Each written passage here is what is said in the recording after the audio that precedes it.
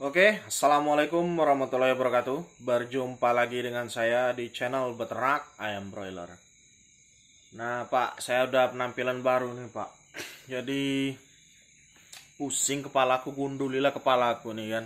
Jarang-jarang lihat aku gundul. Seumur hidup baru sekali ini mungkin aku gundul ini. Nah, ini kematian ayam saya Pak. Alhamdulillah sudah berkurang ya. Jadi nggak banyak kayak kemarin lagi, nggak gitu. Nah, rahasianya selain kita berdoa, tawakal kepada yang di atas, kita juga membenahi manajemen. Yang saya lakukan antara lain menyortir ayam-ayam yang kelihatan daya tahannya lemah dan dipisah gitu Pak. Jadi setelah saya pisah baru ketahuan. Walaupun hari ini tetap mati 5, itu yang mati yang kerdil gitu. Yang sehat-sehat kematiannya ya normal 1-2 ekor. Nah sekarang sudah mulai berkurang, sangat-sangat berkurang. Nah obat yang saya berikan selain saya memberikan Octagumet ya, jangan sebut merek lah. Berikan itu pertama itu 1 vitamin C Pak. Apa guna vitamin C? Untuk membantu pemulihan ayam pasca vaksin dan supaya daya tahan tubuhnya lebih kuat terhadap penyakit ya. Nah, yang kedua yang mengandung vitamin K dan elektrolit, gunanya untuk melawan panas gitu, Pak. Selanjutnya saya agak tebelin kaporit pada tandon air peternakan saya untuk air minum ayam itu. Jadi untuk mencegah koli gitu. Nah, ada pertanyaan bagi saya yang menarik nih. Jadi ketika ayam saya itu mulai banyak mati dan sebagainya, saya banyak memberikan masukan. Tapi banyak teman-teman memberikan masukan, terima kasih. Ada yang bilang, "Bang, begini begitu." Nah, jadi begini, Pak. Kita sebagai peternak ini bukan kita nggak mau nerima masukan, kecuali kita sudah tahu kasusnya gimana gitu kan. Jadi nggak bisa yang bisa bantu peternakan Anda kalau lagi anjlok kecuali Anda sendiri. Karena hanya Anda lah yang tahu apa permasalahan yang terjadi di peternakan Anda. Nggak bisa Anda tanya orang yang dari jauh, "Oh ini gimana Pak, itu gimana?" Itu udah kayak dukun itu Pak. Ya. Makanya saya kalau ada yang bertanya lewat WA, kalau nggak beli obat lalat, itu nggak saya laden pertanyaannya. Bukan saya sombong. Ya, bukan saya sombong. Saya untuk apalah sombong-sombong gitu, Pak ya. Sombong itu hanya kepunyaan Allah. Masalahnya ada yang bertanya kayak gini. "Bang, ayam saya mati sehari 10, kenapa ya?" Itu logika pertanyaannya di mana gitu loh.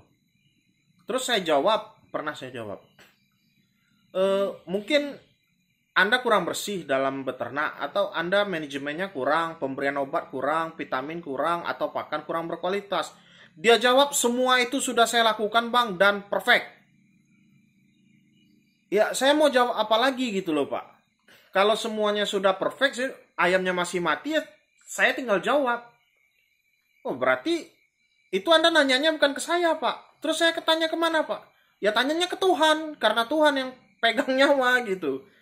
Nah, jadi sebagai peternak, saya sarankan Anda itu banyak-banyaklah main ke kandang lain gitu, Pak. Nah, bertanya maksudnya ini bertanya langsung gitu.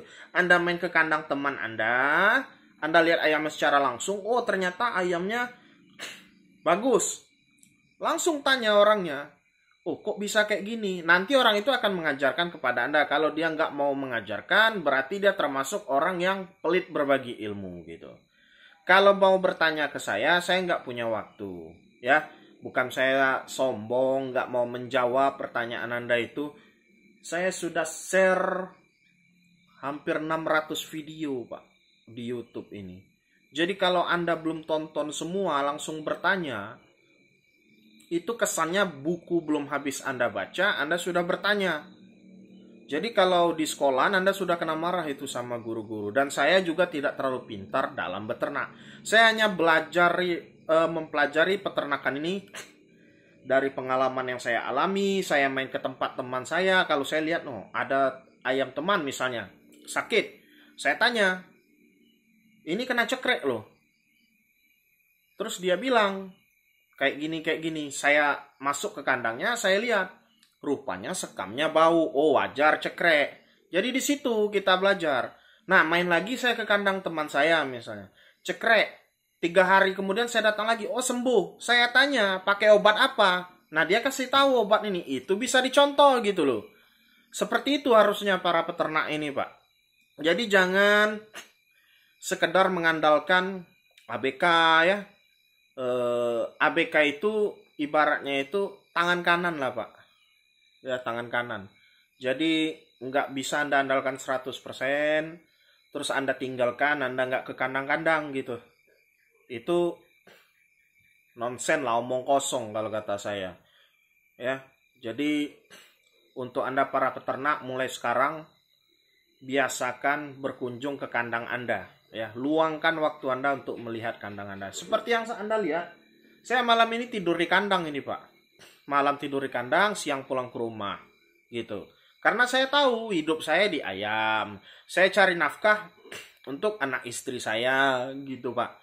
Jadi kalau ayam ini gagal, otomatis keluarga saya berkurang duit yang didapatnya, gitu. Jadi saya benar-benar di ayam ini. Gak main-main gitu, kecuali uang saya banyak. Misalnya di bank itu tabungan saya 1 triliun gitu. Ya mungkin saya nggak ke kandang-kandang gitu, hanya sekedar hobi gitu. Tapi ini kan ayam ini sumber penghidupan bagi saya. Jadi saya nggak mau main-main. Nah, sebaiknya itu juga Anda terapkan dalam diri Anda gitu. Bisa rugi? Bisa. Udah kayak gini pun masih bisa rugi. Namanya kita ini kan ternak makhluk hidup, Pak. Kalau ternak makhluk hidup ini nggak sama kayak bisnis barang rongsok gitu. Mau ditaruh besi aja masih tetap besi lah namanya itu. Tapi kalau misalnya ayam, kau biarkan nggak diurus, sekedar kasih makan, kasih minum, andalkan ABK. Selisih dikit namanya bangkai ayam, bukan ayam lagi. Nah, jadi gitu Pak ya, masalah tentang disiplin memelihara ayam. Maksud disiplin di sini, bertanggung jawablah kepada ayam Anda. Bertanggung jawablah. Jadi jangan sepenuhnya Anda serahkan kepada ABK. Nah, ngomong-ngomong soal ABK, Pak. Saya menyebut ABK saya itu aset bagi saya. Jadi mereka itu kayak aset yang berjalan lah. Seperti mobil gitu. Tapi aset ini kalau nggak kita olah, Pak, mereka tidak akan menguntungkan. Jadi gimana caranya supaya ABK kita ini bisa menguntungkan untuk kita?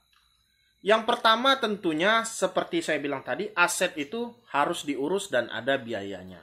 Kalau biayanya tidak sesuai, maka tidak sesuai juga hasil yang Anda harapkan. Contoh seperti ini. Udah tahu Anda punya mobil Ferrari, Pak ya. Anda kasih bensin eceran. Lama-lama rusak dia. Nah, begitupun ABK. Maksud saya di sini, kasihlah gaji yang sepantasnya. Bukan saya menasihati Anda, bukan.